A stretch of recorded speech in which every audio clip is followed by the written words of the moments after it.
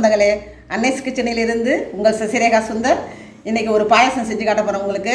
இது ரொம்ப சுவையான, அதே சமயம் ரொம்ப ஆரோக்கியமான பாயாசம். இதுக்கு என்னென்ன தேவையான பொருட்கள் என்பதை பார்க்கலாம் வாங்க. ஜவரிசி ஒரு பாதி, இந்த கப்பில் பாதி எடுத்து வச்சுருக்கேன். பாசிப்பருப்பு இந்த கப்பில் பாதி எடுத்து வச்சுருக்கேன். ஒரு கப்பு தூள் செஞ்ச வெல்லம். இது வந்து சுத்தமாக தூள் செஞ்சு கடையில் விற்கிது, அந்த மாதிரி வாங்கி வச்சுருக்கோம்.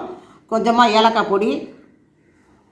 வறுத்து போடுறதுக்கு பார்த்தீங்கன்னாக்கா பிஸ்தா, முந்திரி, பாதாம் வந்து 2ஆக கட் பண்ணி வச்சுருக்கேன். அப்புறம் இது வந்து தோல் நீக்கி வந்து அப்படியே தோல் சீவிட்டு கொஞ்சம் கொஞ்சமாக கட் பண்ணி வச்சுருக்கேன். தேங்காய், தேங்காய் பால், ஒரு பெரிய முடியில் எடுத்த தேங்காய் பால். எப்படி செய்யுதுன்னு பார்க்கலாம் வாங்க. அடுப்பத்தை வச்சாச்சு.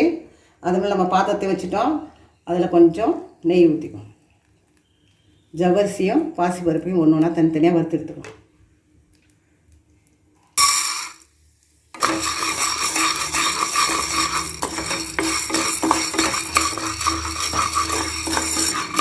லேசாக பொரியிற வரைக்கும் நம்ம இதை வறுத்துக்கணும். பொரிஞ்சிட்டு எடுத்துக்கணும். கொஞ்சமாக நெய் போட்டு பாசிப்பருப்பையும் வறுத்து எடுத்துக்கணும்.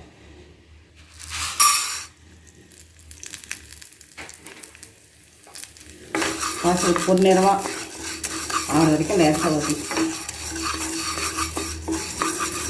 சிம்பிள் வச்சு தான் நம்ம வறுக்கணும். இதை ரொம்ப அதிகமாக வச்சுட்டோம்னா தீஞ்சிடும். அடுப்பில் நம்ம ஸ்லோவில் வச்சு இந்த பாசி பருப்பெல்லாம் வறுத்து எடுத்துக்கிட்டோம். நல்லா கோல்டன் ப்ரௌன் ஆகிடுச்சு. இப்போ எடுத்து நம்ம வேறு பாத்திரத்தில் மாற்றிக்கலாம். நெய் போட்டு நட்ஸ் எல்லாம் நம்ம வறுத்து எடுத்துருவோம்.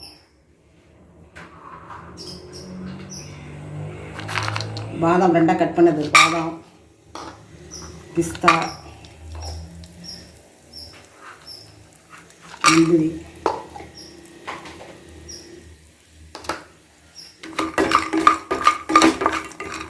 நல்ல வாசனை வர வரைக்கும் நம்ம வறுக்கணும். அடுப்பையும் ஸ்லோவில் வச்சுக்கிட்டு நல்ல வாசனை வர வரைக்கும் வறுத்துட்டாங்க.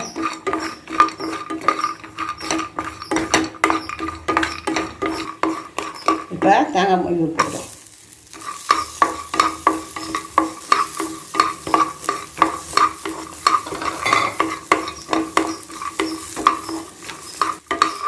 எல்லாம் நல்லா சிவந்துடுச்சு. இப்போ நம்ம பாத்திரத்தை மாற்றிக்கணும். பாத்திரம் வச்சாச்சு. அதில் கொஞ்சம் தண்ணி ஊற்றிக்கலாம்.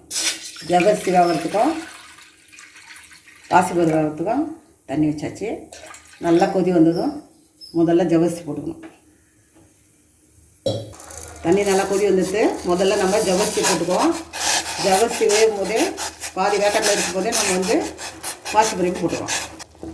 ஜவரிசி பாதி வந்துட்டு இப்போ நம்ம பாசிப்பருப்பு போட்டுக்கணும். இல்லை, ரெண்டும் சேர்ந்து நல்லா வெந்ததுக்கப்புறம் மீதி வெல்லம் மற்றெல்லாம் அப்புறம் போட்டுக்கலாம். இப்போ தேங்காய் பால் ஊற்றிக்குவோம். ஊற்றி ஒரு 5 நிமிஷம் நல்லா கொதிச்சதும்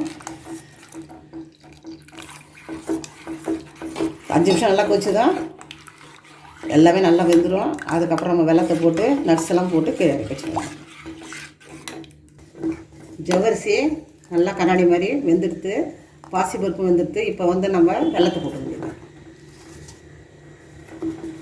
வெல்லம் நல்லா கரைஞ்சதும் நட்ஸை போட்டு ஏலக்காய் போட்டு இறக்கிட வேண்டியதான்.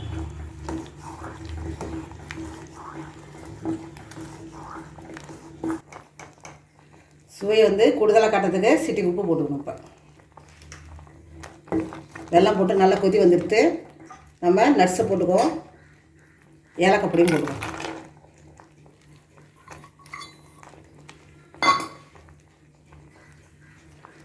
ஏலக்காய் பொடியும் போட்டுக்குவோம். இப்போ இறக்கி வச்சிட வேண்டியது தான்.